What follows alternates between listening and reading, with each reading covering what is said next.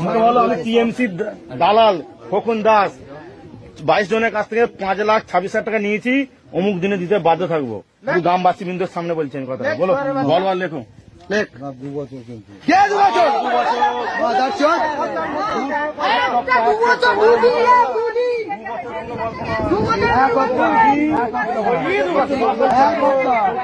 জমি যদি বিক্রি করে বলে দেয় 1 সপ্তাহ মধ্যে বিক্রি হয়ে যাবে।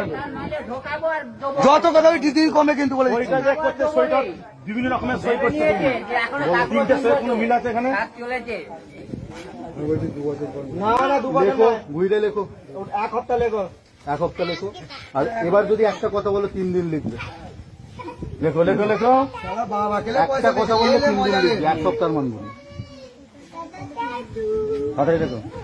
কালকে আরো দুজনের নাম বলবো, ফ্ল্যাগের পয়সা করে নিয়ে নেবে।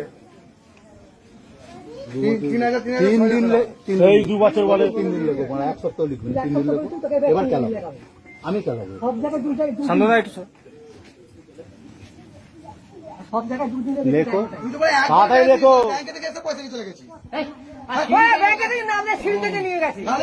তোর টাইম দিছিলি? তুমি পারবি, যেটা পারবো না তোকে করতে হবে। রকুনি কিন্তু একটু খাওয়া লাগে না, যেটা বয়স্ক লোক পয়সা হাতের পয়সা ফিরে নিচ্ছে। তোমার কোনো বিবেক বুদ্ধি আছে? তোমার বিবেক বুদ্ধি আছে? বয়স্ক লোক পয়সা নিচ্ছে, গরিবের যে তোমার পাড়ারই লোক পাড়ার সেই পয়সা নিচ্ছে। শোন, এটা তো দূরের কথা, জামাইবাবুর মা মরে গেছে, সেইটাকে নকল করে সই করে টাকা নিয়েছিস বার্ধক্য। এত কথা শোনা পাড়ার লোকের মনে দেওয়ার জন্য, খাওয়ার জন্য। এই শুনে দিই, এত কথা শোনার টাইম নেই, লেখো তাড়াতাড়ি। লেখো।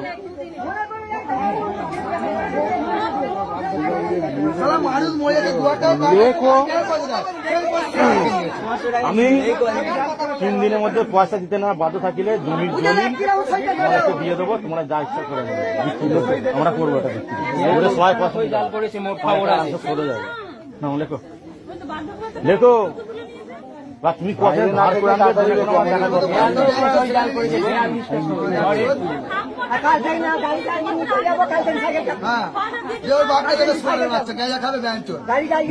তাড়াতাড়ি লেখো। আমার দিকে দেখে তোমায় বলে দেওয়া হয়েছে, তোকে আমি ভালো মুখে প্রথমেই বলেছিলাম, আজকে তুই বের করছিস নিজের দোষে। তুই ওটা 1 সপ্তাহ লে, এখনো বলছি 1 সপ্তাহ লিখে 1 সপ্তাহ লে, নাহলে জমি ফমি আমরা লিখে নেবো, তুই লে সইটা কর, সইটা করে নাহলে জমির দলিল আমি দিয়ে দেবো। লে সোজা কথা। কি লিখবে বল, তুই বল। আমার নাম অমর, আমার নাম। ব্যাংকে থেকে এসে পয়সা নিয়ে চলে গেছি। ব্যাংকে থেকে নাম দিয়ে সিল থেকে নিয়ে গেছি। তোর টাইম দিছিলি? তুমি পারবি, যেটা পারবো না তোকে করতে হবে। রকুনি কিন্তু একটু খাওয়া লাগে না, যেটা বয়স্ক লোক পয়সা হাতের পয়সা ফিরে নিচ্ছে। তোমার কোনো বিবেক বুদ্ধি আছে? তোমার বিবেক বুদ্ধি আছে? বয়স্ক লোক পয়সা নিচ্ছে, গরিবের যে তোমার পাড়ারই লোক পাড়ার লোক সেই পয়সা নিচ্ছে। শোন, এটা তো দূরের কথা, জামাইবাবুর মা মরে গেছে, সেইটাকে নকল করে সই করে টাকা নিয়েছিস বার্ধক্য। সোশ্যাল মিডিয়ায় এরকম একটি ভিডিও পোস্ট হয়েছে এবং খুব ভাইরালও হয়েছে। আর এটি পোস্ট করেছেন আইনজীবী অ্যাডভোকেট তথা বিজেপির নেতা তরুণ জ্যোতি তিওয়ারি। তাকে আপনারা অনেকেই দেখে থাকবেন টিভি চ্যানেলে ডিবেটে, এবিপি আনন্দ বা অন্যান্য খ্যাতনামা চ্যানেলেও তাকে ডিবেটে অংশগ্রহণ করতে বা বক্তব্য রাখতে দেখে গিয়েছেন। এখন যে ভদ্রলোকটি মার খাচ্ছেন, ভদ্রলোক এই জন্যই বলছি কারণ চাকরি চুরি এখন ভদ্রলোকেদেরই কাজ হয়ে গিয়েছে। খোকন দাস এনার নাম, তৃণমূলের ঘনিষ্ঠ এবং উনি চাকরির পয়সা মারার অভিযোগে অভিযুক্ত। তাই জনতার দরবারে ওনার আজ বিচার হচ্ছেন এবং জামা প্যান্ট দেখে মনে হচ্ছে ভালোই খাতির যত্ন করেছে, উত্তম মধ্যম দিয়েছেন জনতা। এবং উনি জনগণের কাছে মিনতি করছিলেন যে আমাকে 2 বছর সময় দেওয়া হোক, কিন্তু জনগণ না, মানে স্পষ্টভাবেই না বলে দিয়েছেন এবং সময় দিয়েছেন মাত্র 1 সপ্তাহ। 1 সপ্তাহের মধ্যে যে 5 লক্ষ টাকা কিছু সামথিং নিয়েছেন সেটা সম্পূর্ণভাবে রিটার্ন দিতে হবে। আর যদি না দেন তাহলে কিন্তু জমির দলিল পর্যন্ত ওনাকে দিয়ে দিতে হবে, বা জমি বিক্রি করে হলেও সেই টাকা ফেরত দিতে হবে, রিটার্ন করতে হবে। এবং এর বিস্তারিত কি আরও তথ্য নিয়ে আপনাদের সঙ্গে আসছি এই প্রতিবেদনে। নমস্কার বন্ধুরা, আমি রাজকুমার আপনাদের সঙ্গে আছি এবং আপনারা এখন দেখছেন এসবি নিউজ। আজকের এই ভিডিওটিকে আপনি পজিটিভ আর নেগেটিভ দুটো দিক থেকেই কিন্তু বিচার বিশ্লেষণ করতে পারেন। পজিটিভ দিক এইটাই হচ্ছে যে মানুষের মধ্যে আগের চেয়ে কিন্তু অনেক সচেতনতা বাড়ছে, জাগরুকতা অনেক আগের চেয়ে বেড়ে গিয়েছে এবং এই ছবিটা গ্রাম বাংলা থেকে উঠে এসছে।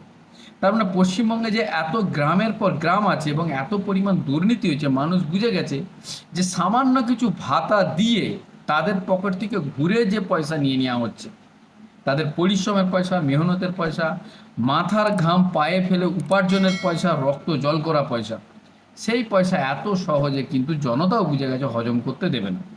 চাহে দিদিমণি আমাদের যতই দুয়ারে সরকার, দুয়ারে রেশন, দুয়ারে হসপিটাল যতই করুক না কেন, কিন্তু যদি জনগণ জাগরুক হয়ে গিয়েছে এবং বুঝতে যখন পেরে গিয়েছে, তারা এটাও বলে দিয়েছে এসব করে কোনো লাভ নেই, অন্যায় যদি করো তো দুয়ারে এখন গণধোলাও হতে পারে, আর সেটাই হচ্ছে। এবং এই ছবিটা দিনের দিন কিন্তু বদলে যাবে, এটা আপনারা লিখে নিন। যত বিধানসভার ভোট সামনে আসবে তত কিন্তু এরকম ছবি আসবে। আসলে মানুষ করবেও তো করবে কি, চাকরি নেই, শিল্প নেই, কলকারখানা নেই, ডিএ নেই, স্কুলে শিক্ষক নেই, যাই হোক। কিন্তু এই ভিডিওটা থেকে একটা পজিটিভ দিক তো আপনাদের তুলে ধরলাম। দ্বিতীয় পজিটিভ দিক এটাও হচ্ছে যে নেতাদের মনেও আস্তে আস্তে, যারা এই দুর্নীতির সঙ্গে যুক্ত, আস্তে আস্তে তারাও কিন্তু ভীতগ্রস্ত হচ্ছে, ভয় পাচ্ছেন, আর এটা একটা ভালো সাইন। মানে এ ডর আচ্ছা লাগতা হ্যায়, এইটাই মানে। কারণ এতক্ষণ বিধায়করা, এমএলএ, এমপিরা এটাই ভেবেছিলেন যে ক্ষমতায় আমরা আছি, আমাদের কেউ কিছু করতে পারবে না। কিন্তু জনগণের চেয়ে বড় তো কেউ হতে পারে না। For the people, of the people, by the people, যেখানে জনগণই শেষ কথা বলবে এবং জনগণই আসনেই শেষ বিচার হবে। তাই জনগণের আসনে এই বিচার হচ্ছে। এবং বলে দিলেন যে আগামী 7 দিনের মধ্যে এই পয়সা দিতে হবে, আর যদি না দিতে পারেন তখন আবার বিচার হবে। এমনকি কাগজ কলমও করলেন, কাগজে লিখেও নিলেন ওনার কাছ থেকে। এবং আর একটা জিনিস আপনারা দেখলেন যে এই বিচারের পজিটিভ দিক চেয়ে একটু নেগেটিভ দিকটাও আছে। নেগেটিভ দিক এইটাই যে এইরকম যদি চলতে থাকে রাজ্যের শাসন ব্যবস্থা কোন দিকে যাচ্ছে। জনগণ এত সহজে কিন্তু নিজের হাতে আইন নিতে চায় না। যখন ধৈর্যের বাঁধ ভেঙে যায়, সমস্ত দরজা বন্ধ হয়ে যায় এবং দেয়ালে পিঠ থেকে যায়, তখন জনগণ এইরকম কাজ করতে বাধ্য হয়ে যায়। জনগণ করবে তো কী করবে? সবাই তো স্বাধীনভাবে সুস্থভাবে বেঁচে থাকতে চায়, তার অধিকার নিয়ে, এমনকি তার মৌলিক অধিকারটুকু যখন সে না পায় তখন তারা এইরকমই পদক্ষেপ নেয়। আমরা কারো পক্ষপাতিত্ব করছি না, আমরা চাইছি সমাজে আইন শৃঙ্খলা ফিরত আসুক, শাসকের আইন নয়, আইনের শাসক চলুক। কিন্তু মানুষও করবে তো কি করবে? For the people, of the people, by the people, এটাই যদি গণতন্ত্রের শেষ বাক্যবাণী হয়, তাহলে মানুষকে দিনের পর দিন কেন ঠকানো হচ্ছে? জনতা কি করবে?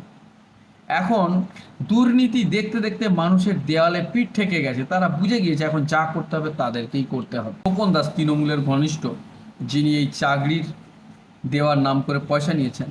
কিন্তু দর্শক বন্ধুরা, আপনাই বলুন, খোকন দাসের একা এতটা সাহস হবে না যে 5 লাখ টাকা একাই হজম করে নেবে। নিশ্চয়ই এর পেছনে কোনো না কোনো বড় হাত আছে, এবং এর হয়তো সামান্য কিছু, হয়তো কিছুটা জানি না, নিজের পকেটে রেখেছেন, বাকি হয়তো উপর মহলে পাঠিয়ে দিয়েছেন। এবং এইটাও একদিন না একদিন দেখবেন জনগণের সামনে আসবে। কারণ এই খোকন দাসের মতো অনেক চুনোভুটি নেতা আছেন যারা এরকম পয়সা পাবলিকের কাছ থেকে চাকরি দেওয়ার নাম করে তুলেছেন। কিছুটা হয়তো রেখেছেন, খরচাও করেছেন, কিন্তু বাকিটা হয়তো উপর মহলে পাঠিয়ে দিয়েছেন। এবং এটা আস্তে আস্তে প্রকাশ পাবে, যত ভোট সামনে এগিয়ে আসবে তত এরকম আসবে। এবং এনারাও জেনে যাবেন যে আমরা কেন একারা মার খাবো, আমরাও তো এর ভাগ কাউকে না কাউকে দিয়েছি। নেতা মন্ত্রীদের, চাই এমএলএ হোক, এমপি হোক, বা অন্য কোনো স্তরের নেতা, তাদের নাম দেখবেন আস্তে আস্তে প্রকাশ হবে এবং হওয়াটাও দরকারই আছে। কিন্তু আমাদের মাননীয়া, তিনি কি করছেন? এইসব অযোগ্যদেরকেই সাহায্য করার চেষ্টা করছেন, তাদের পাশে দাঁড়াচ্ছেন। এই তো কিছুদিন আগে বললেন যে অন্তত একটা গ্রুপ ডি, গ্রুপ সি এর চাকরি অন্তত তিনি এদের জন্য ভাবছেন, বা পরেও হয়তো দিতে পারেন ভোট আসার সময়কালীন সময়। সেটা ভবিষ্যৎ বলবে কী হবে না হবে। দর্শক বন্ধুরা, আপনারা বলুন, এই যে জনগণ পদক্ষেপটা নিয়েছে খোকন দাসের সঙ্গে, এটা কি ঠিক করেছে? আপনাদের কি মনে হচ্ছে যে আইনকে তারা নিজের হাতে তুলে নিচ্ছে? না, মনে হচ্ছে যে অনেক হয়েছে আইন কানুন, যা হবার এবার করে রাখার দরকার। নিজেরা নিজেদেরই ভবিষ্যৎ বাঁচাতে হবে, নিজেদেরকেই সচেতন হতে হবে। কারণ সামান্য কিছু ভাতা দিয়ে এই বাচ্চাদের জীবনগুলোকে নষ্ট করে দেওয়া তো যায় না। আপনারা নিজেরাও একবার ভেবে দেখুন, 2016 সালে এসএসসির প্যানেল হয়েছে, তারপর থেকে নতুন কোনো নিয়োগ হয়নি, এবং 2026 আসতে চলবে। তাহলে এই 10 বছর আগে যার বয়স 25-26 ছিল, এখন তার 36-37 হয়ে গেছে। তাহলে তার জীবনের নতুন কোনো অধ্যায় শুরু হলো? মানুষের অর্ধেকটা জীবন তো শুধু চাকরির খোঁজে চলে গেল, তাহলে সে জীবনে পেলোটাকে? পড়াশোনা করে যদি তাকে রাস্তাতেই ঘুরতে হবে হন্য হয়ে এবং মারও খেতে হবে, পুলিশের লাঠি পেটা খেতে হবে, তাহলে পড়াশোনার মূল্যটা রইল কি? শিক্ষার কি এটাই বাস্তবায়ন হওয়া দরকার? আপনাদের মতামত অবশ্যই কমেন্ট বক্সে লিখে জানান। আমরা অধীর আগ্রহে থাকবো আপনাদের কমেন্টগুলো পড়ার জন্য। আজ এই পর্যন্ত। ভালো থাকবেন, সুস্থ থাকবেন, সতর্ক থাকবেন। জয় হিন্দ, জয় ভারত।